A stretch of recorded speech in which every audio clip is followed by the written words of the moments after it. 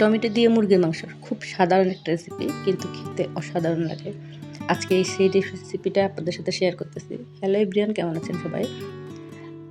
আমি রেসিপিটা করার জন্য প্রথমে কিন্তু কিছুটা পেঁয়াজ বেরেস্তা করে নিচ্ছি। এখন অনেকে হয়তো বলবে যে পেঁয়াজ বেরেস্তা কেন দিচ্ছি?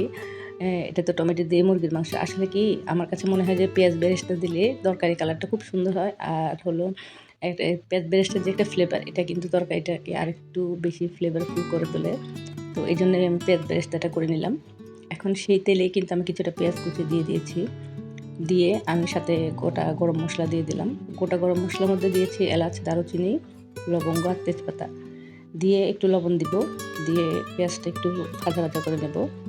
ভাজা ভাজা করতে বলতে একটু নরম হলেই আমি বাকি মশলাগুলো এটার সাথে অ্যাড করে দেব।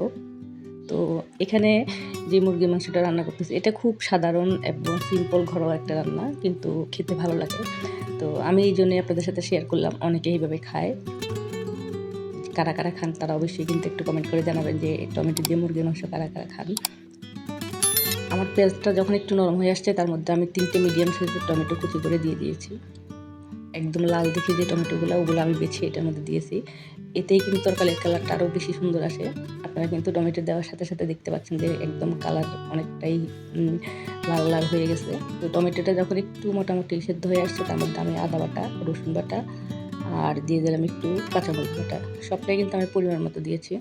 আর এখানে দিয়ে দিলাম আমি গুঁড়ো মশলা, হলুদের গুঁড়ো, মরিচের গুঁড়ো, জিরে আর ধনে গুঁড়ো।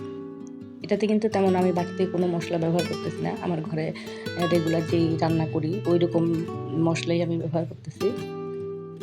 তো সবগুলো মশলা দিয়ে আমি সামান্য একটু পানি দিয়ে মশলাটাকে খুব ভালো করে কষিয়ে নিচ্ছি।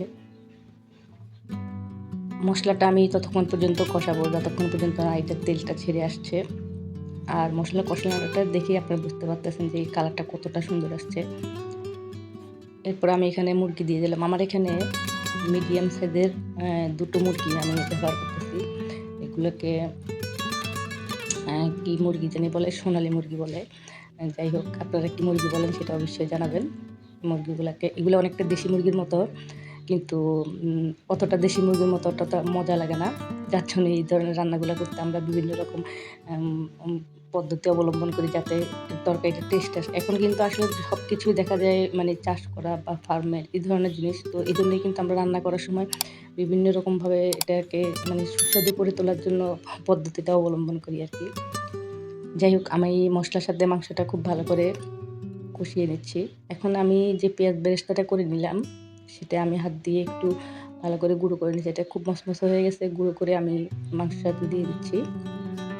মাংসটা কিন্তু এখনও কষানো অবস্থায় আছে, এখনও কিন্তু আমি পানি ব্যবহার করি নাই। ওই অবস্থায় কিন্তু আমি পেঁয়াজ বেরেস্তাটা দিয়ে দিলাম, দিয়ে খুব ভালো করে নেড়ে চেড়ে দিচ্ছি। হয়তো আমাদের মোবাইলে আমরা যে ভিডিওটা শ্যুট করি বা আপনাদের সাথে তুলে ধরি, সেভাবে কিন্তু তরকারির কালার বা আমরা যে রান্না করি, রান্নার যে কালারটা, সেটা অরিজিনাল হয়তো কালারটা আপনাদের সামনে তুলে ধরতে পারি না। কারণ আমাদের হয়তো দেখা যায় অত দামি মোবাইল না, বা অত ভালো কোনো ক্যামেরা দিয়ে আমরা শ্যুট করি না ভিডিও, যার জন্য ওইভাবে বোঝা যায় না অনেক সময়। কিন্তু সামনে সামনে দেখলে এটা কিন্তু প্রচণ্ড সুন্দর একটা কালার আসে তরকারিগুলার। তো আমার দেখুন, মাংসটা মশলার সাথে খুব ভালোভাবে কষানো হয়ে গেছে। এই পর্যায়ে কিন্তু আমি পানি দিয়ে দেব। তো আমি মাংসটা কিন্তু একদম এটাকে কী বলে, ভুনা ভুনা করবো না। আমি মোটামুটি একটু ঝোল ঝোল রেখে রান্না করবো। এই ধরনের মুরগিগুলো হালকা একটু ঝোল থাকলে ভালো লাগে খেতে।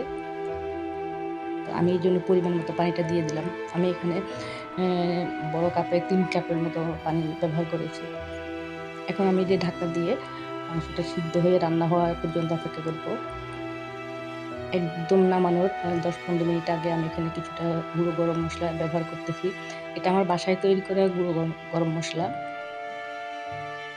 সেটা দিয়ে আমি নেড়ে চেড়ে তারপর আবার ঢাকনা দিয়ে এটাকে রান্না করে তুলে নেব। তো আজকে সিম্পল একটা রান্না আপনাদের সাথে তুলে ধরেছি। আপনাদের কাছে ভালো লাগলে ভিডিওটা অবশ্যই একটা লাইক দিয়ে ভিডিওটা দেখবেন। চ্যানেলটা যদি ভালো লাগে তাহলে সাবস্ক্রাইব করে দিয়ে পাশে থাকতে পারেন। আমার রান্নাটা কমপ্লিট হয়ে গেছে দেখুন। আপনাদের একটা লাইক, কমেন্ট, আপনাদের পাশে থাকাটাই কিন্তু আমাদের কাজ করার আগ্রহটা আরও বেশি বাড়িয়ে দেয়। তো যারা এতক্ষণ পর্যন্ত আমার সাথে ছিলেন, ভিডিওটা দেখলেন, সবার জন্য অনেক ভালোবাসা রইল। সবাই খুব ভালো থাকবেন। আল্লাহ হাফেজ।